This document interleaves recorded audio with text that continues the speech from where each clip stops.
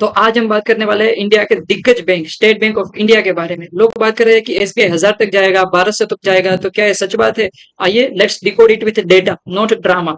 तो एसबीआई के stock analysis करने से पहले हम जान लेते हैं एसबीआई के बारे में कुछ। तो एसबीआई जो है वो 1955 में एस्टेब्लिश हुई थी और मार्केट कैप जो है वो 7 लाख करोड़ से भी ज्यादा का है।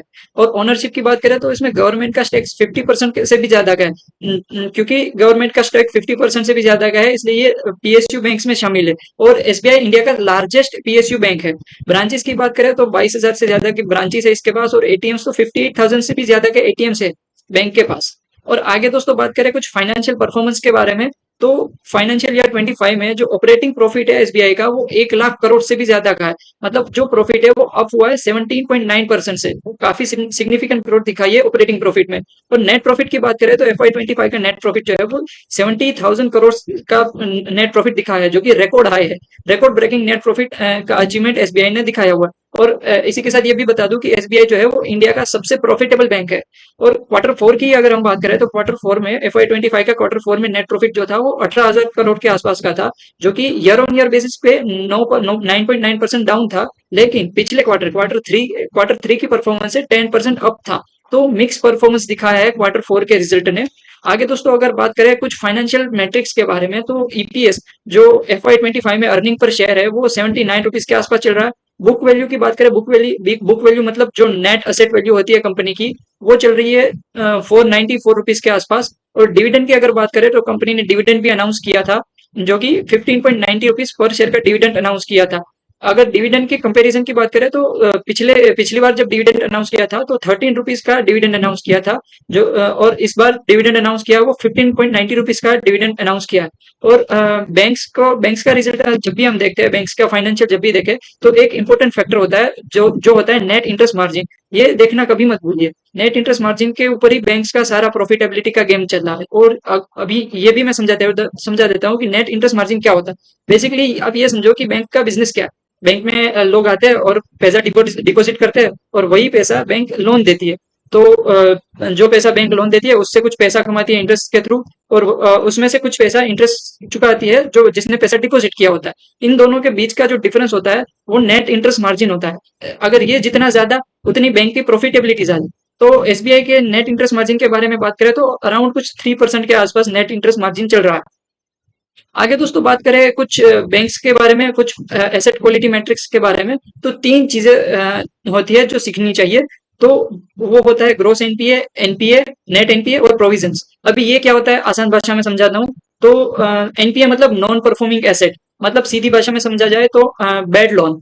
मतलब अगर कोई किसी ने लोन लिया और वो रिपे नहीं किया तो वो बैंक के लिए एक एनपीए बन गया। तो इसे समझने के लिए सबसे पहले प्रोविजंस को समझो। प्रोविजंस मतलब अभी जैसे कि यहाँ पे देख सकते हो एसबीआई का प्रोविजंस जो लेटेस्ट प्रोविजन है वो 6,400 करोड़ के आसपास प्रोविजन पड़ा हुआ।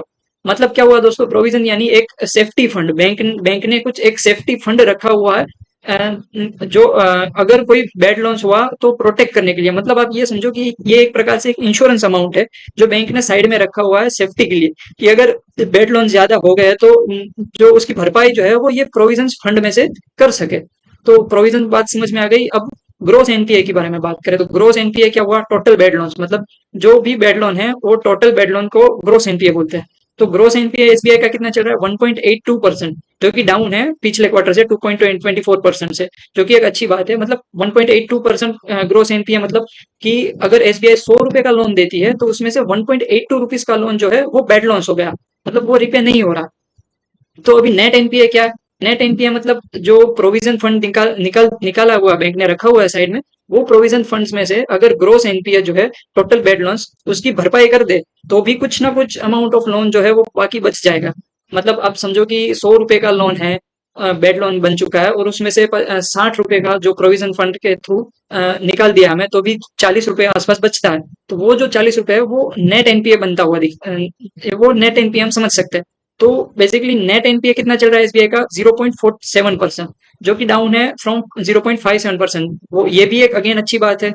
तो बेसिकली आप समझने यहाँ पे इतना समझो कि बैंक्स के बारे में, अगर बैंक्स के फाइनेंशियल देखने हो तो तीन चीजें का ध्यान रखें। एक नेट इंटरेस्ट मार्जिन हो गया, वो जितना ज्यादा उतनी अच्छी बात। और दूसरा एनपीए, नॉन परफॉर्मिंग एसेट, उसमें दो चीज आती है, ग्रोस एनपीए और नेट एनपीए। ग्रोस एनपीए मतलब टोटल बैड लोन, और नेट एनपीए मतलब बैड लोन आफ्टर प्रोविजन, मतलब प्रोविजन को निकाल के जितना बचता है वो बैड लोन। नेट एनपीए में दोस्तों अभी एसबीआई का 0.47% चल रहा है, मतलब हर 100 रुपए के लोन देने पे एसबीआई के 0.47 रुपीज रिस्क पे है, मतलब वो बैड लोन है जो रिपेयर नहीं हो रहा। तो आई बात समझ में, ये एक इंपॉर्टेंट चीज थी बैंक के फाइनेंशियल को समझने के लिए। आगे दोस्तों बात करते हैं वैल्यूएशन रेशियोज के बारे में। तो पी रेशियो की अगर बात करें तो एसबीआई का पी रेशियो जो चल रहा है वो 10 के आसपास चल रहा है, मतलब काफी अंडर वैल्यूड परफॉर्मेंस है। पीबी रेशियो की बात करें, प्राइस टू बुक रेशियो, वो 1.65 के आसपास चल रहा है। डिविडेंड यील्ड की बात करें तो जैसे कि एसबीआई रेगुलरली डिविडेंड देता है, तो डिविडेंड यील्ड 1.95% का है, जो कि एक अगेन अच्छी बात है। तो आगे दोस्तों बात करें कुछ बिजनेस अपडेट के बारे में, तो एसबीआई का रेवेन्यू की बात करें तो एसबीआई का रेवेन्यू 5 लाख करोड़ से भी ज्यादा का है।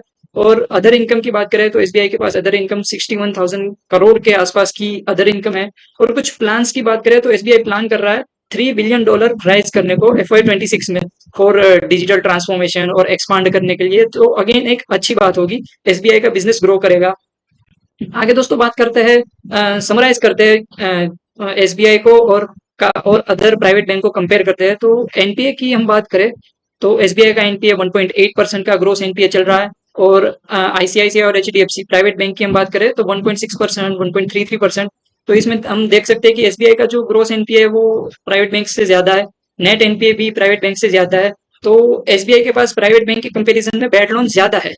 पी रेशियो की बात करें तो पी रेशियो एसबीआई का 9 और 10 के आसपास चल रहा है, आईसीआईसीआई और एचडीएफसी का 20, 21 मतलब 20 के आसपास चल रहा है, मतलब प्राइवेट बैंक से हाफ वैल्यूएशन चल रही है पब्लिक सेक्टर बैंक की। तो अगर इसको समराइज करें तो पीएसयू बैंक जो है वो अंडर वैल्यूड चल रहा है, और प्राइवेट बैंक जो है वो ओवर वैल्यूड चल रहा है, मतलब। और अभी आगे बात करें होल्डिंग्स के बारे में, तो प्रमोटर की जो होल्डिंग है इस केस में, जैसे कि एसबीआई जो है वो पीएसयू बैंक है, तो प्रमोटर की होल्डिंग मतलब गवर्नमेंट, इसकी होल्डिंग 57% के आसपास है। और एफआईआई और डीआईआई की होल्डिंग के बारे में बात करें तो जो थोड़ा सा हमें मॉडरेट ग्रोथ देखने को मिला है, मतलब एफआईआई और डीआईआई ने थोड़ी अपनी होल्डिंग बढ़ाई हुई है, म्यूचुअल फंड्स ने अपनी होल्डिंग स्टेबल रखी है। आगे दोस्तों हम बात करते हैं, जो समराइज करते हैं हमारी एनालिसिस को। तो पीएसयू सपोर्ट, एसबीआई जो कि एक पीएसयू कंपनी है, तो पीएसयू सपोर्ट एक उस कंपनी के लिए अपनी स्ट्रेंथ बन जाएगा। हाई डिविडेंड, दोस्तों एसबीआई रेगुलरली डिविडेंड देता है, डिविडेंड यील्ड भी 2% के आसपास का है, जो कि अगेन एक अच्छी बात है। वैल्यूएशन डिस्काउंट अभी काफी अंडर वैल्यूड चल रही है पीएसयू बैंक। एसबीआई का पी रेशियो भी हमने देखा कि 10 के आसपास चल रहा है, मतलब ग्रोथ पोटेंशियल दिखता हुआ नजर आ रहा है। पॉलिसी डिपेंडेंसी, दोस्तों बैंक्स जो होते हैं, बैंकिंग कंपनीज पॉलिसी के ऊपर डिपेंड करती है, आरबीआई की पॉलिसी, और रेपो रेट चेंज होने से बैंक के परफॉर्मेंस के ऊपर काफी ज्यादा प्रेशर आता है। जैसे कि रेपो रेट बढ़ जाते हैं तो बैंक्स का प्रॉफिट कम हो जाता है, रेपो रेट कम हो जाते हैं तो बैंक्स का बिजनेस बढ़ जाता है और बैंक्स का प्रॉफिट बढ़ जाता है। तो ये कुछ बात थी दोस्तों, ये अगर एनालिसिस अच्छी लगी तो वीडियो को लाइक करो और चैनल को सब्सक्राइब करो। थैंक यू दोस्तों।